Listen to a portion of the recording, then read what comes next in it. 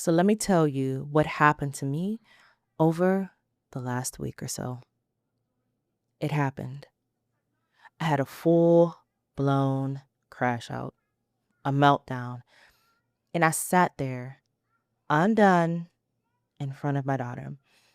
And the first thing that happened wasn't comfort, it wasn't relief.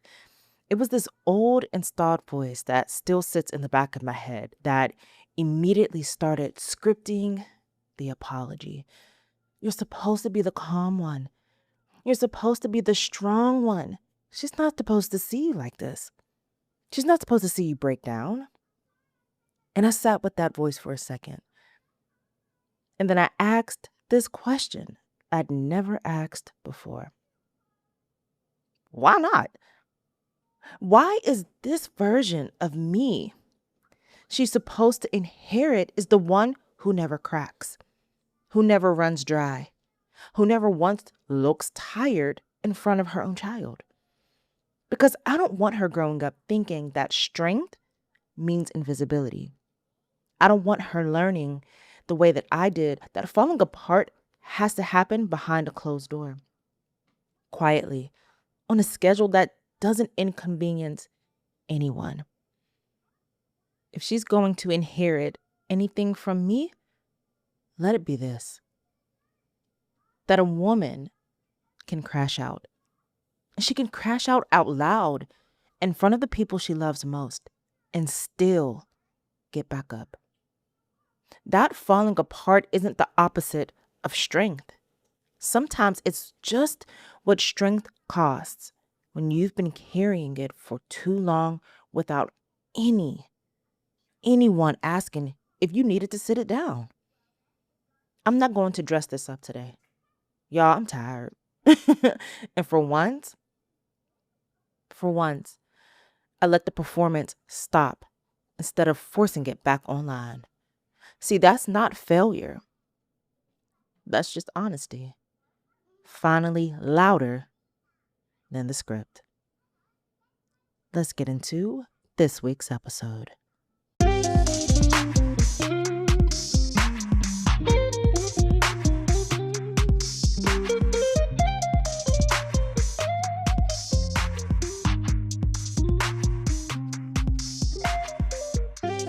Hello, everyone, and many blessings to you.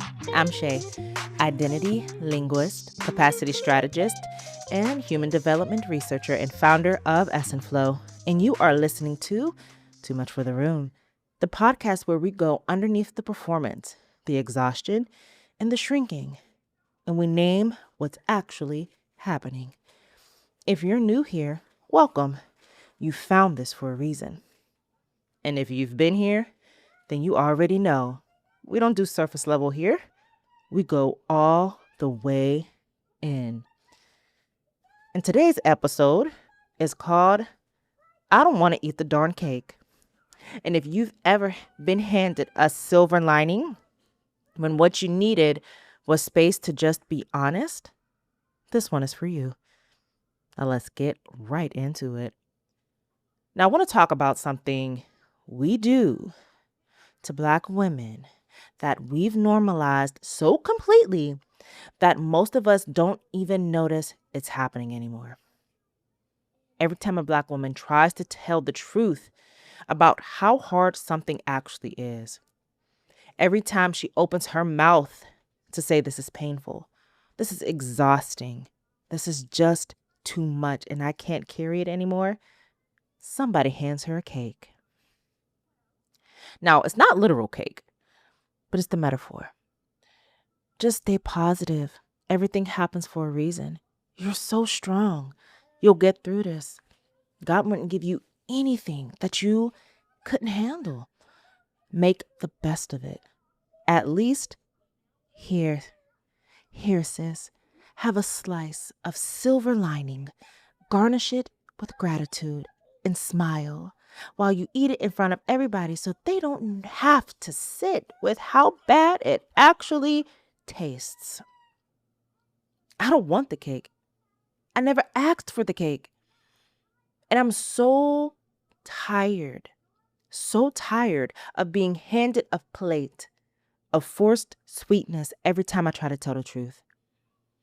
Here's what we've been taught, sometimes explicitly, sometimes through years of watching what happens when Black women don't perform their pain the right way. We've been taught that a hard truth has to be accompanied by something hopeful, that exhaustion has to be followed by a lesson, that grief has to come with a redemptive arc before anyone will let you finish the sentence. The raw, unprocessed truth of this is hard and I am exhausted is not allowed to just sit there unaccompanied. It has to be dressed up, made palatable, digestible, sweetened, turned into something inspirational. And if you dare say it plainly, without the bow, without the lesson, somebody will find a way to remind you that your attitude is the problem. See, that is not support. That is a performance requirement dressed up as encouragement. Here's what my research and the work of the Black women scholars who came before me actually documents about this.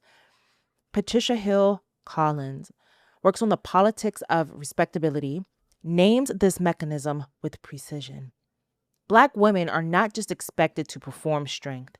They are expected to perform their pain in a way that is acceptable to the room, digestible, non-threatening, accompanied by enough positivity that the people watching don't have to feel uncomfortable even in that moment. The moment a Black woman's pain becomes inconvenient, too raw, too loud, too unresolved, the room responds by handing her something to soften it. The cake is not kindness. The cake is a management tool. And Dr. Cheryl Woods-Giscombé's research on the superwoman schema shows us exactly how this gets internalized. The role includes the suppression of emotions, the resistance to vulnerability, the obligation to appear strong, not because Black women are naturally stoic, but because the performance of stoicism is the price of being received without judgment. You learn early. Hard truths have to be earned by surrounding them with enough sweetness that nobody has to feel the weight of what you're actually saying. And here's where my own research adds the piece the existing literature hasn't fully named yet. This isn't just suppression, hiding what you feel while still feeling it. This is substitution.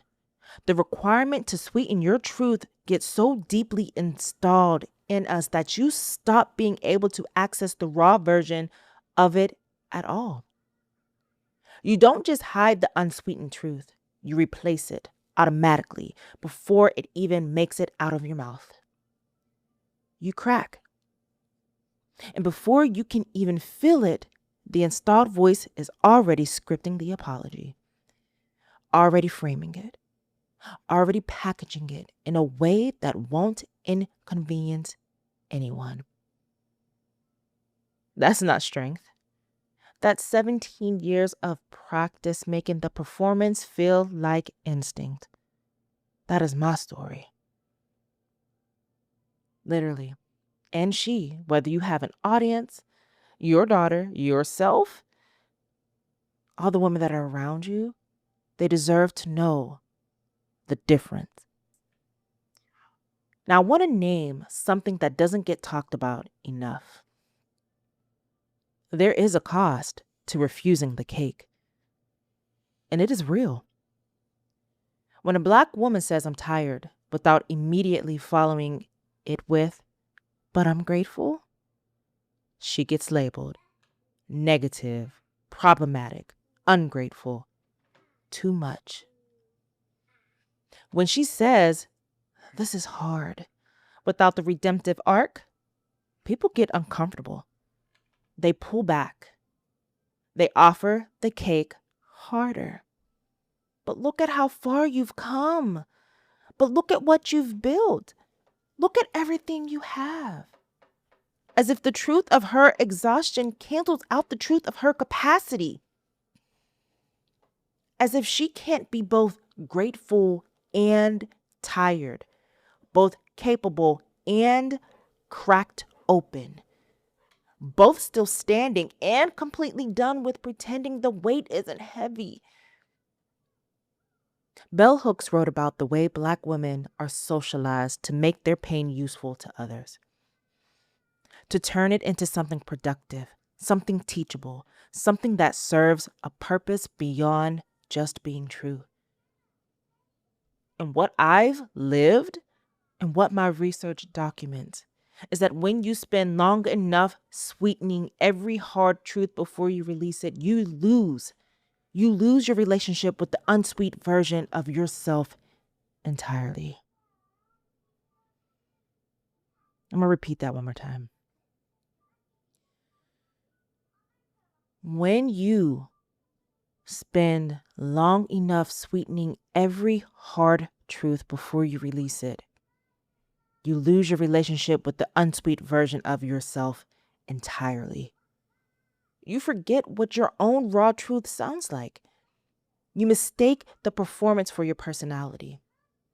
And the day you finally let something come out unsweetened, ugly, unresolved, without the lesson attached, it feels so foreign that even you judge yourself for it.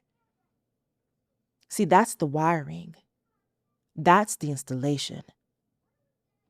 But that's not who you actually are. Now let's do the work. For the woman who has been sweetening her truth for so long that she doesn't know what the unsweet version sounds like anymore, here is how we sort through it using my sort method. S for C. See what's actually happening, not the performance of it, not the packaged version. What is actually, honestly, rawly true right now? Maybe it's I'm exhausted and I don't have a lesson to attach to it. Maybe it's something like this. Something is hard and I'm not okay. And I don't know when I will be. Maybe it's I cracked today in front of someone and for the first time, the thing I felt was shame instead of relief. See it, name it plainly, without the bow. I have been sweetening my truth so long, I forgot I was doing it. That's C. O for observe. Now observe what the sweetening actually looks like in your life. Do you automatically follow I'm tired with, but I'm okay?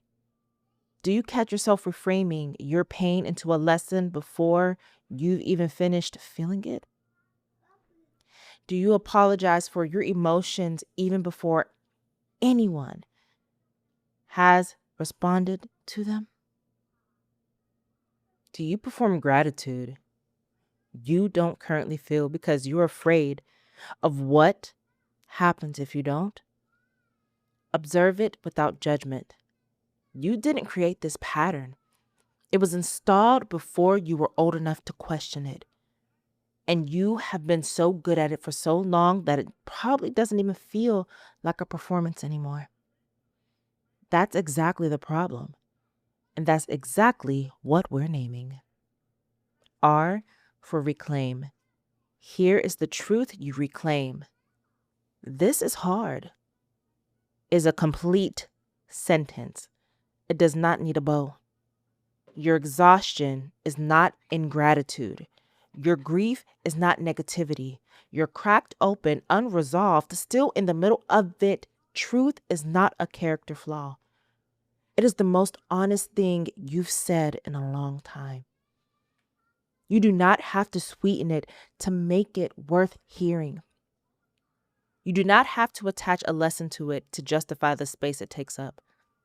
You do not have to perform your way through your own pain to make other people comfortable enough to stay in the room with you. Please tell me you're hearing me, love.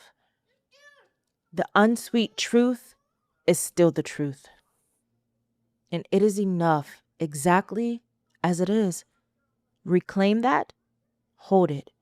Don't let anyone hand you cake before you've had a chance to feel what's actually on your plate. T for trust. And here's the truth you trust. Your unsweet truth is enough. You don't have to soften it or your delivery of it to be worthy of being seen. The requirement to sweeten your pain before releasing it was never about making you stronger. It was about making the room more comfortable. It was a management tool disguised as wisdom, a performance requirement disguised as encouragement. You were never required to earn the right to be honest by surrounding your honesty with enough hope that nobody had to feel the weight of it. Your raw truth, unsweetened, unresolved, without the lesson attached, is not too much. It is the most real thing about you. In the right rooms, the ones that actually are safe, actually built for you, will not hand you cake when you tell the truth. They will sit with you in it.